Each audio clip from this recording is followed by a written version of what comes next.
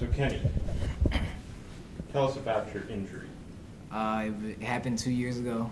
It was on the day after Thanksgiving in 2016. So I was in California for Thanksgiving break when I was at my community college. I visited my brother and his wife and kids, which is my two nieces and nephew.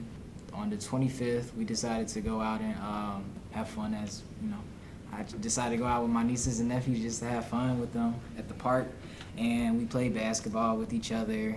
After that, it started to get dark, and so most of the kids that were like a little bit older, like they decided to leave and everything. But you know, my nieces and I and my nephew, we stayed at the park, and we ended up playing like tag and everything. So I was on the slide, and when I jumped off, I didn't expect the height, because when I jumped, I didn't expect myself to be so high. And when I landed like incorrectly on my ankle, well, both of my feet. And when I landed on like this mesh ground instead of being like concrete ground. So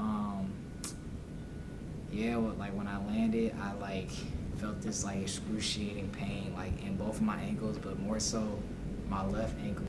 So yeah, like, you know, I ended up calling my brother to like come pick me up, but he was like, nah, like, you know, be a man and walk on it, you know, you probably just sprained your ankle.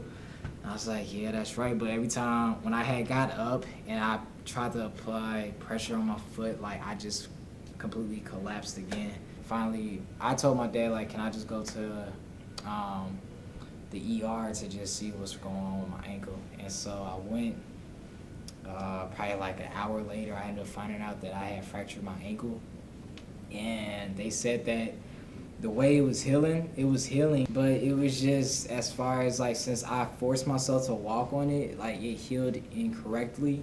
So I was still in the healing stages, but it kind of already self-healed itself.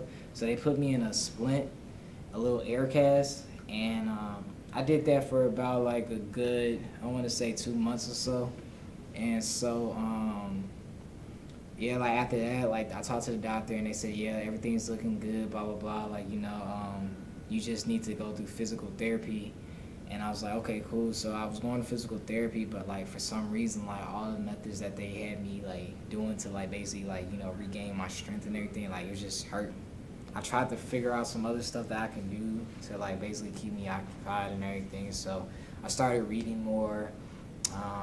I started, you know, just, I don't know, like anything that I would have my hands on, or like just like was looking at TV, like I would always try to get like a deeper meaning with it. So like that's where I think like where books came in for me, you know, just like, you know, expanding my knowledge, you know. The journey has been like rough, you know what I'm saying, but in all honesty, like what I could say is that, you know, this lesson that I learned is like, you know, if something is like, if you feel like something is legitimately wrong, like don't try to be like a tough guy and like, you know, just like ignore like any like symptoms of like pain or discomfort, or like, you know, if something seems off to you, you know, because if you can fix it now, then like you can avoid a whole lot of complications like once you get older, you know.